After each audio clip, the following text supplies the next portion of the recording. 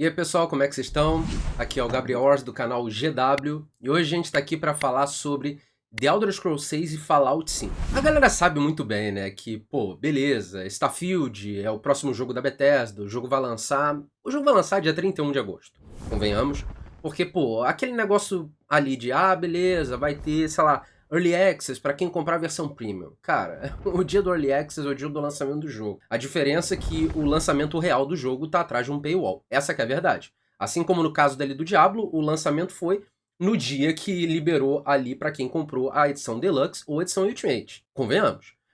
Você meio que tá pagando por uma vantagem a mais, que seria você jogar o jogo no dia do lançamento efetivo. Eu só vou acreditar mesmo nessas coisas assim de lançamento early se não tiver patch day one, digamos assim, pra galera que joga ali antes. E mesmo assim, se não tiver, eles podem atrasar pra não ter um backlash. Então, no final de contas, é o lançamento, é oficial do jogo. Isso daí é que a galera acabou descobrindo uma forma muito boa de ganhar dinheiro, convenhamos. Mas tudo bem. O tema do vídeo não é exatamente esse, né? Que hoje a gente tá aqui pra falar sobre The Elder Scrolls 6 e Fallout 5, que o Todd Howard, ele deu uma entrevista pra IGN durante a não E3, né? Que seria a Summer Game Fest, no caso. Cara, particularmente eu nunca vou me acostumar com esse nome, isso daí não tem como.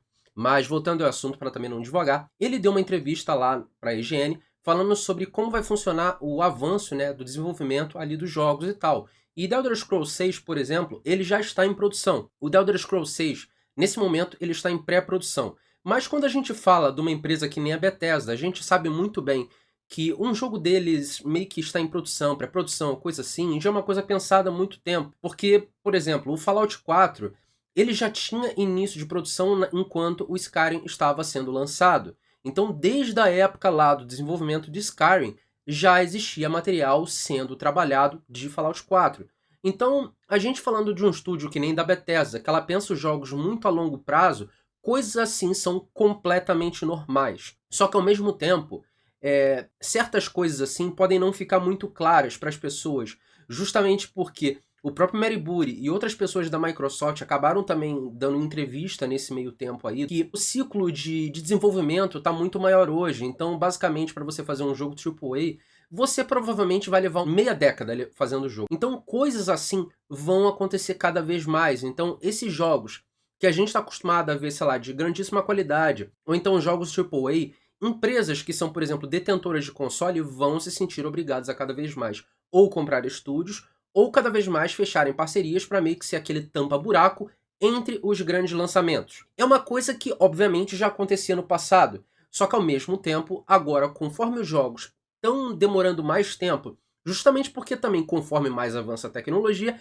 mais ambiciosos têm que ser os jogos, porque caso contrário, a galera vai olhar o jogo e vai falar, pô, beleza, isso daí não está acompanhando a revolução tecnológica que os consoles têm hoje, não está acompanhando um Xbox Series X, S, PS5 ou até novas tecnologias no computador. Então, conforme as coisas avançam, mais difíceis ficam o desenvolvimento de jogos. Porque se a gente for pegar, sei lá no desenvolvimento da época do Xbox 360, o Fallout New Vegas, por exemplo, foi feito em 1 ano e meio. A Obsidian conseguiu entregar aquele jogo ali em 1 ano e meio. Então, é uma coisa que é meio que impensável hoje em dia. Você jamais seria possível você fazer um Fallout daquele escopo do Fallout New Vegas em 1 ano e meio. Impossível. Isso daí seria jogo para desenvolvimento de 4, 5 anos, ou às vezes até mais, porque a gente está falando de uma franquia de um porte de Fallout. É só você ver o tempo que a Bethesda está levando ali com o próprio Starfield. É um jogo pensado a longo prazo, um jogo com várias possibilidades, um genuíno RPG. Não é aquele jogo que você meio que já tem uma história, digamos assim, pré-definida. Então você meio que vai poder escolher todo o seu caminho, o seu personagem é uma tela em branco. Esses tipos de RPG estão cada vez mais raros, ou quando acabam saindo geralmente são isométricos, porque dá menos trabalho. Porque se a gente for pensar em colocar dinâmicas de isométrico a um jogo em terceira pessoa, um jogo em primeira pessoa, cara, aí você extrapola o escopo totalmente do que normalmente o mercado faz. Porque jogos assim são, tecnicamente, as maiores coisas que você pode ter. Porque são os jogos com as maiores possibilidades. E falando além disso, o próprio Todd Howard em si, ele também falou do Fallout 5. Só que, referente a uma entrevista que ele tinha dado a 2022, isso meio que ele explicou melhor o que significava o Fallout 5 após The Elder Scrolls. Porque se a gente for interpretar bem as frases dele referente a The Elder Scrolls quanto Fallout 5, a gente pode entender que também existe um certo tipo de cansaço na Bethesda a nível de produção de Fallout. Mas por que existe esse certo tipo de cansaço? Porque na época que eles lançaram o Fallout 76, houve muito hate e backlash em cima do jogo. Mas por que isso aconteceu? Porque o jogo era uma aberração da natureza. Aquele jogo não fazia sentido. Porque, primeiro, porque os fãs de jogos da Bethesda não querem os jogos da Bethesda tendo multiplayer. Já começa por aí. Não querem. Porque a galera, de modo geral, que curte esse tipo de jogo, eu não vou dizer que despreza, porque você joga multiplayer. Eu, por exemplo, os jogos que eu mais gosto são da Bethesda e são da Obsidian. Só que ao mesmo tempo, se for pensar a nível de multiplayer de modo geral, eu não curto. Mas como eu curto multiplayer? Um jogo que nem o Elite Dangerous, um jogo que nem o No Man's Sky, por exemplo, um jogo que nem o Destiny, que é um jogo que acabou me conquistando. Então, são coisas geralmente específicas ou que tem que ter um escopo maior para você gostar. Geralmente são jogos que são MMO para mim. Eu não consigo jogar aquele tipo de jogo multiplayer padrão, que nem, por exemplo, um COD, ou um Battlefield, ou que nem um Halo. É um tipo de jogo que não combina particularmente comigo, a menos que eu jogue a campanha. Então é por isso, é justamente desse tipo de coisa, que na época que eu já tinha comentado, por exemplo, quando a Microsoft estava querendo adquirir a Activision, que, por exemplo, o COD como multiplayer não me interessava, mas eu achava genuinamente interessante pra mim, porque eu não me via, por exemplo, comprando um COD pela campanha, porque eu achava que não valia o preço, porque eu estaria pagando full price num jogo que eu só quero aproveitar a campanha, e a campanha é literalmente uma pequena parte ali do jogo. Mas voltando ao assunto, para não devagar, mas tudo isso que eu tô falando tem sentido. Que o Todd deixou bem claro que Fallout 5 pode não ser o próximo jogo após The Elder Scrolls 6. E por que pode não ser? É justamente por causa desse cansaço que eu tô falando agora, entende? Porque o 76 queimou muitos caras, queimou. Eles tiveram que corrigir vários problemas, sim. E ao mesmo tempo eu sei que não foi a Bethesda Game Studios que fez o Fallout 76. Foi a Battlecry, que hoje é Bethesda Game Studios Austin. Era um outro estúdio na época, que foi responsável por várias coisas. A Bethesda também estava no desenvolvimento, mas não é aquele jogo genuinamente desenvolvido pela Bethesda Game Studios. Ele não é. Mas querendo ou não, se tem a tua mão ali no meio, vai ter culpa sua. Eu não vou eximir a Bethesda de nenhuma culpa aqui. Porque a ideia do Fallout 76 na época foi horrível. No papel pode parecer interessante, mas na prática foi horrível. Porque, primeiro, não fazia sentido porque os seus fãs não queriam aquilo. E segundo, você lançou o jogo num estado que não tinha nada. Cara, quem que imaginou que seria interessante uma ideia que qualquer pessoa que você visse no jogo automaticamente seria um jogador, não precisaria ter NPC. Se você pensar numa utopia, né, que todo jogador vai desempenhar um papel fundamental ali no jogo, a ponto que o mundo vive por si só. Cara, isso daqui não é Sword Art Online, isso daqui é vida real. Não vai ter jogador suficiente para você manter um jogo dessa forma. E além disso, você tem que ter tanta coisa suficiente ali a nível de roleplay pra galera levar o jogo a sério dessa forma. E não tinha. Na real, não tinha praticamente nada pra se fazer ali no início. Mal tinha uma campanha. Você basicamente tinha que correr atrás de holodisco, a missão aqui e ali e tal. E era mais você inventava o que o jogo ia ser. Hoje o Fallout 76 está no estado de um jogo bom. Hoje o Fallout 76 é um jogo bom.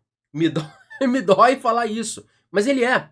Só que ele não é pra mim. Mas eu não vou falar que ele é um jogo ruim. Mas eu acho que ele, como Fallout, não faz sentido. E não me interessa jogar ele. Mas eu tô ligado que tem muita gente que se interessa e muita gente que gosta. Mas eu nunca vou gostar daquilo. Não tem como. Entendeu? Não tem como. Eu já tentei várias vezes. Não dá. Pra mim, simplesmente, não dá. E é justamente por isso que eles acabaram ficando queimados. E é justamente por isso que, depois, por exemplo, do Fallout 4, que tiveram polêmicos. No caso do Fallout 4. Toda aquela coisa e tal, do Just Works, do Todd Howard. Só que ao mesmo tempo, mesmo tendo, por exemplo, eles vendendo o peixe deles de forma exacerbada e na entrega do produto final não ter sido tudo aquilo, no final de contas, o produto ainda era muito bom.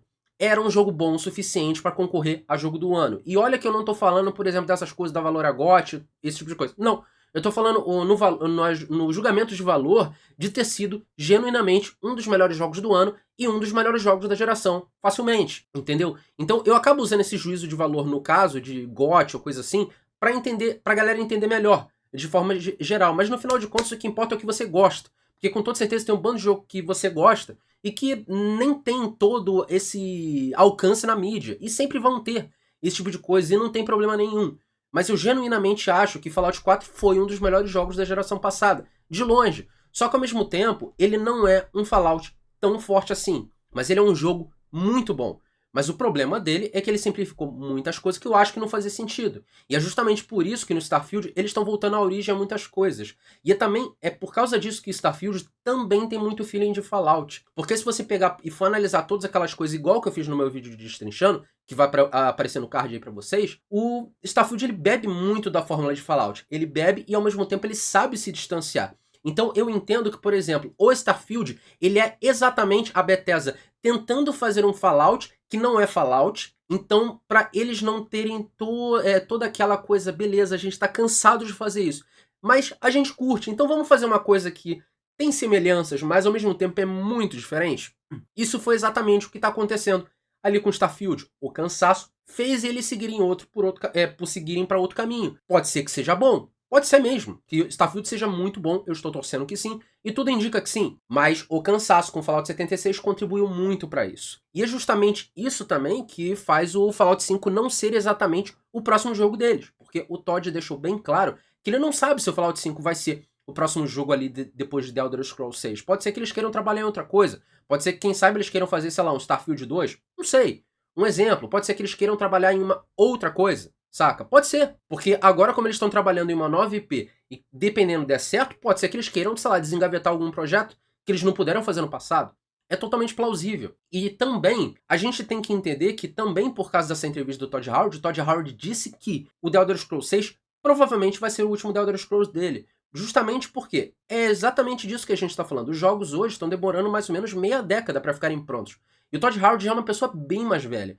Então ele, como um grande diretor de jogos, ele não vai poder ficar no mercado para todo sempre. Existe o tempo que o desenvolvedor vai querer descansar, mesmo que ele faça aquilo que ele ame. Então, infelizmente, a gente está vendo o final da carreira do Todd Howard. Para mim, é a figura mais importante a nível de RPG no mundo dos jogos. Tipo, de longe em si. Para mim, ele é. Com todos os problemas que tenha, ele, que a galera fica meio que irritada, todo mundo que curte RPG tem um certo carinho com o Todd Howard. O Todd Howard é aquele caso meio que de amor e ódio. A galera fica meio irritada com coisas que ele fez ou falou no passado. Mas no fundo, todas as pessoas que estão irritadas têm muito carinho sobre ele. No fundo, as pessoas querem, cara, por favor, faz eu confiar em você de novo. Cara, por favor, não me desaponta de novo.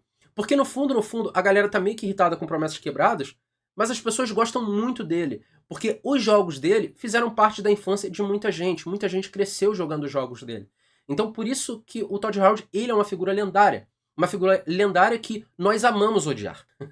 Essa que é a dura verdade. O Todd Howard é uma figura lendária e qualquer pessoa que curte os jogos da Bethesda ou curte RPGs ocidentais de modo geral, gosta muito da figura ali do Todd Howard. E isso daí que é genuinamente muito interessante. Só que ao mesmo tempo, podendo ficar nesse ato aí de Fallout ou qualquer coisa ali da Bethesda, também surge aquela pergunta. Será que valeria a pena também o outro estúdio da Microsoft poder trabalhar em franquias da Bethesda? Quem sabe fazer, por exemplo, um Fallout spin-off, ou um The Elder Scrolls, ou outras franquias ali da Bethesda Game Studios? É uma coisa a se pensar, e é uma coisa que também eu já falei no meu canal mais de uma vez. Eu acho que, por exemplo, a Obsidian tinha que trabalhar em Fallout de novo. Ela tem essa possibilidade. A Obsidian ama trabalhar em Fallout. Na real, a galera da Obsidian foram os criadores originais ali de Fallout.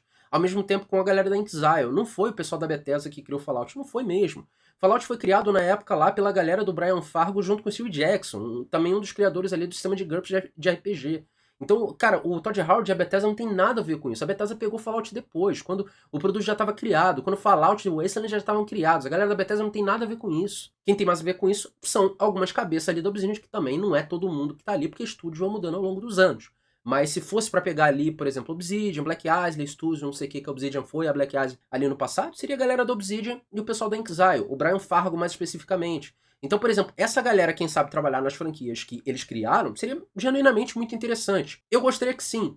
Quem sabe até a própria Exile, algum dia, sei lá, resolver fazer um Fallout isométrico, aos moldes atuais, quem sabe nos moldes que você conseguiu fazer ali com o próprio Wasteland 3, um jogo isométrico mais modernizado, igual que a Larian Studios está conseguindo fazer com Baldur's Gate 3, cara, isso seria sensacional. Ou então eles tentarem fazer, sei lá, um Fallout mesmo em primeira pessoa. Ou então o Obsidian querendo trabalhar, sei lá, num New Vegas Remake, quem sabe, né? Porque New Vegas eu não gostaria que tivesse um 2. Porque para ter um 2 ou qualquer coisa tem que ter coisa canônica. Ou então tem que ter também um background canônico para muita coisa. Porque eu acho que não faz muito sentido você também trabalhar na região num período temporal que, sei lá, tudo é desconsiderado. eu acho que não faria muito sentido. Então, se fosse pra ter, eu acho que faria um remake também naquele caso ali de tudo que a Obsidian queria trabalhar inicialmente no New Vegas, só que não teve espaço. Uma das coisas ali, por exemplo, você pode pegar ali do Benny, por exemplo, lá que... cara, o Benny tem toda aquela questão ali É porque eu tô me esforçando aqui pra não dar spoiler, porque eu sei que tem gente que também não jogou. Mas o Courier, que é basicamente o teu personagem, ele toma um tiro logo no início do jogo. E ao mesmo tempo, tem pessoas que meio que são ligadas, digamos assim, esse atentado contra a sua vida, que tecnicamente são seus inimigos. Só que existia toda uma linha de questline, narrativa e de companion que tinham pessoas ligadas a esse atentado que meio que poderiam ser até teu par romântico, você queria entender o lado do cara, por que aquilo aconteceu, entendeu? E o cara meio que se apaixonar por você e ir indo, ou outras pessoas, e assim vai indo. Teve muito conteúdo cortado ali no Fallout New Vegas. O Fallout New Vegas ele nunca foi o que ele nasceu pra ser. Ele foi lançado no jogo incompleto, justamente por isso que ele acabou lançando também muito bugado e quebrado, porque ele teve que ser desenvolvido em 1 ano e meio que rushado, várias coisas assim aconteceram. Então eu acho que essas coisas em si, elas são muito importantes também pra gente ver como é que como é que vai ser o futuro desses estúdios. Infelizmente a gente tá vendo aí a aposentadoria do Todd Howard acontecer na nossa frente. É uma coisa que é inevitável, qualquer pessoa envelhece, mas é muito triste, né? Porque a gente vê uma pessoa que criou os jogos, que fez a gente, sei lá, cara, a gente cresceu jogando aquelas coisas, entendeu? Eu lembro até hoje da minha experiência jogando Fallout 3, que foi meu primeiro Fallout. Eu também não tinha a idade na época que, sei lá, Fallout 1 e 2 e tal lançaram, pô. Cara, eu não tinha idade pra isso. Eu sou jovem. Então, o meu primeiro contato ali com o Fallout foi o Fallout 3, pô. Entendeu? E nem no original foi. Depois, muito tempo, eu comprei o original em si. Mas a experiência que eu tive ali no jogo, eu falei, cara, absurdo, entendeu? Porque eu posso fazer o que eu quero ali no jogo, questão de moralidade. Obviamente eu não pensei na palavra moralidade. Mas questão de ser bonzinho, malvado e tal. Eu era criança, pô. Saca? Eu joguei aquilo e eu achei muito maneiro. Entendeu? Naquela época eu não ia ser mal de jeito nenhum. Hoje em dia eu já gosto de ser mal nos RPGs, mas eu achava muito interessante as coisas que iam acontecendo, e sempre quando acontecia alguma coisa, eu fazia alguma maldade sem querer, eu sempre voltava o save e tal, quando, sei lá, morreu um xerife de uma cidade lá, por causa de uma ação minha que aconteceu, eu voltei o save, eu salvei o cara, eu salvei, entendeu? Salvei. Eu fiquei muito feliz com isso na época. Caraca, dá pra salvar o jogo não tá obrigando coisa tal a acontecer e tal. Eu não entendia muito bem dessas coisas scriptadas que acontecia, mas eu sabia que tinha alguns jogos que você não conseguia mudar, né? Que as coisas aconteciam. Mas naquele caso eu consegui mudar, cara. Aquilo dali foi muito legal, saca? Então a galera que jogou Fallout tá ligado de que xerife eu tô falando, entendeu? A galera tá ligada. Então, pô, isso é logo no iniciozinho do jogo. Então, poxa, é legal a gente tá falando com empolgação dessas coisas e tal, da gente falar de um desenvolvedor que a gente acaba tendo muito carinho e apego também, e falar do futuro, né, das franquias que a gente gosta muito, que é tanto Fallout quanto The Elder Scrolls. Então, eu particularmente, eu tô empolgado sobre o futuro, eu tô muito empolgado ali sobre Starfield, e eu tô querendo estar empolgado sobre tudo que o Todd Howard anda fazendo, porque parece que o Starfield meio que vai ser um pouco ali a redenção da Bethesda, isso se a Bethesda precisar em si. Eu acho que no meu caso em si, eu acho que a Bethesda não precisa me reconquistar, porque eu acho que não precisa, mas no caso de outras pessoas, eu entendo muito bem qual é o sentimento do pessoal, porque eu acho que um dia eu já fui mais ou menos assim. Eu já fui bastante ranzinza relacionado ali a Bethesda, e a galera por motivos, e tem motivo genuíno. Então é basicamente isso. Eu acho que sim, tem que ter estúdios em si que podem desenvolver alguma IP da Bethesda, seja ele Obsidian, seja ele Inxile, e a gente tá vendo aí o futuro aí da Bethesda, o futuro da Xbox Game Studios, de modo geral, tô ligado que Bethesda no Xbox Game Studios é Bethesda Softworks, mas ela é estúdio do Xbox, como caso, é publicado e tal, o negócio todo, etc. É isso daí. Então, eu espero que vocês tenham gostado do vídeo, não se esqueça de se inscrever no canal, clicar no gostei, faz esse treco todo, deixa nos comentários tudo que vocês acham sobre o assunto. Então é isso daí, vamos nessa!